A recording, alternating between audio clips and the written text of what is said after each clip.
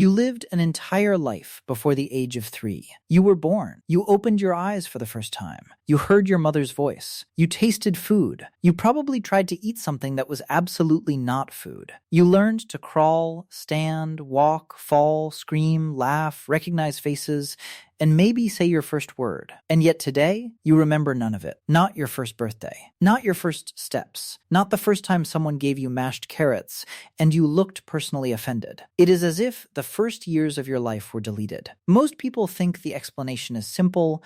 Babies cannot remember things because their brains are not developed enough. But that is not exactly true. Because babies do form memories. They learn. They recognize. They react. Their brains are not empty little potatoes with eyes.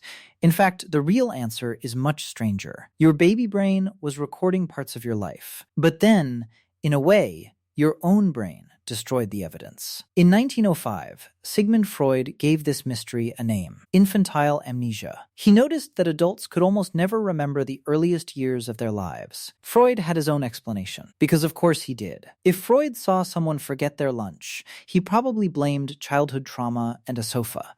His theory has not aged perfectly. But the phenomenon is real. Most adults cannot remember events from before age 2 or 3. Many people's first clear memory appears around age 3.5. Some are earlier, some later. But almost everyone has a black hole at the beginning of their life. And for a long time, scientists thought babies simply could not make memories. Then, experiments proved otherwise. In the 1980s, psychologist Carolyn Rovi Collier ran one of the most famous infant memory experiments ever. She tied a ribbon from a baby's ankle to a mobile hanging above the crib. When the baby kicked, the mobile moved. Very quickly, the babies understood the system. Kick foot.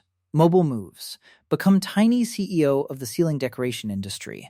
When the researchers brought the same babies back later, many of them started kicking again immediately. They remembered the connection. 3-month-old babies could remember the task for days. Some studies showed infants could retain the memory for about 2 weeks under the right conditions. Older infants remembered for even longer. So babies are not memory-free. They are learning machines. They learn voices. They learn faces. They learn routines. They know who comforts them, who feeds them, and who has the audacity to put them down when they clearly requested royal-level attention. More recently, in 2025, researchers using brain imaging found that babies around 12 months old can show hippocampal activity linked to remembering images. In other words, even before they can talk, babies may already be encoding simple memory traces. So if babies can remember, why do adults remember almost nothing from being babies? The first answer is hidden deep inside the brain. The hippocampus is a curved structure in the brain that helps turn experiences into memories. Think of it as the brain's archive department. It helps take an event, a place, a person, a feeling, a moment, and store it so you can later replay it. In adults, the hippocampus works with the cortex and the prefrontal cortex to organize memories into episodes. But in babies, this system is still under construction. And I mean heavy construction. Cones everywhere.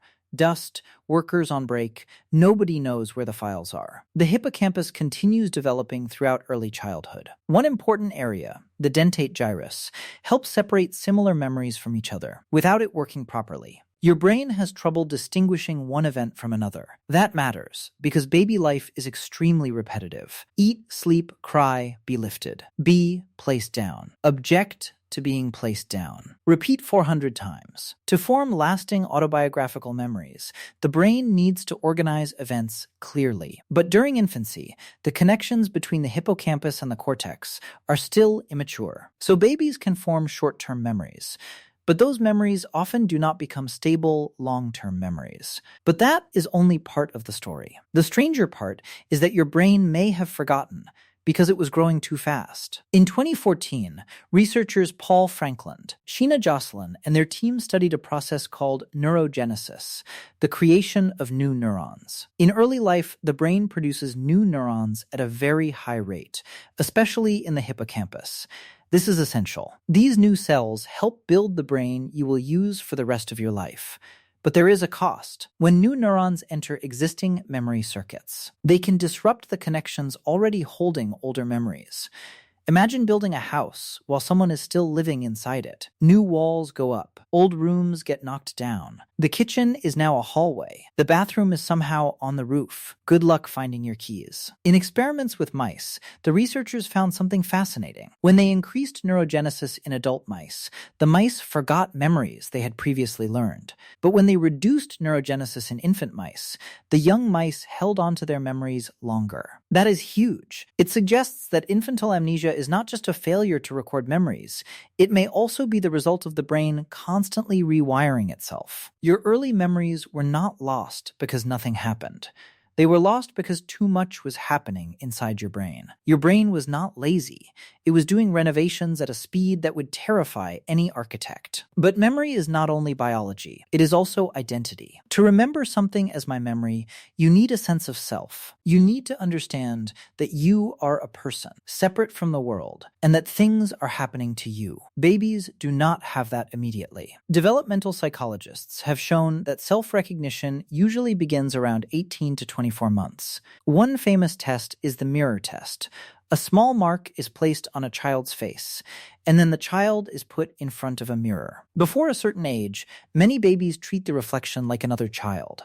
After around 18 months, many begin touching the mark on their own face. That means they understand, that's me. Before that, there is experience. There is emotion. There is sensation. But there is not yet a fully developed narrator saying, this happened to me, the main character of this story. And without that narrator, autobiographical memory struggles to form. This is where things become almost philosophical. The baby in your old photos is you, but that baby did not understand you the way you do now. That baby had your body, your brain, your family, your world, but not your adult sense of identity. In a real way, your brain had to build the person you are today from a version of you that could not yet tell its own story. And then comes the final ingredient, language. Language does not just help you describe memories. It helps you build them. Before children can speak well, their experiences are mostly sensory, sounds, smells, textures, emotions, faces, light, movement, but without words. Those experiences are harder to organize into a stable narrative. Once children begin talking, and especially once adults start asking them about the past, memory improves. Questions like, do you remember when we went to the park? Or what did you see at grandma's house? Are not just cute family conversations.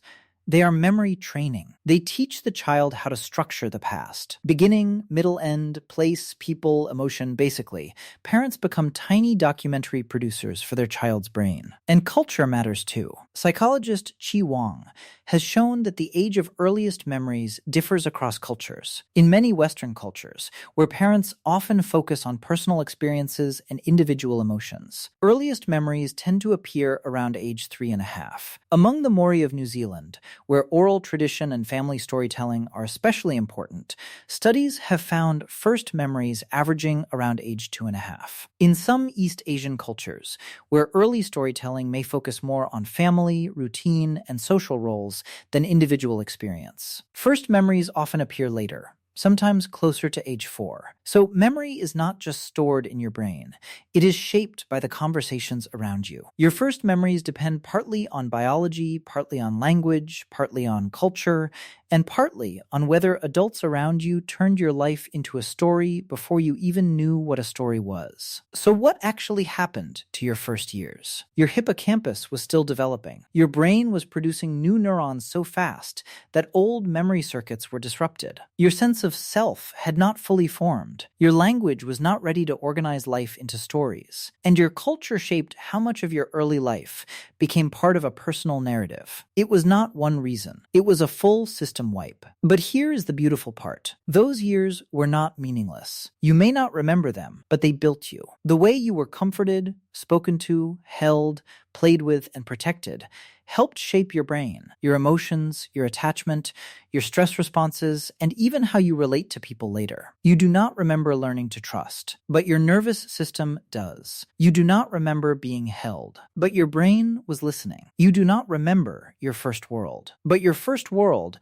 helped create the person watching this video right now. So yes, the first version of you disappeared, but it disappeared because it was building something bigger. You stay connected, because Cairo brings you every week the strange, funny, and fascinating stories behind human history, explained simply, without the boring museum voice.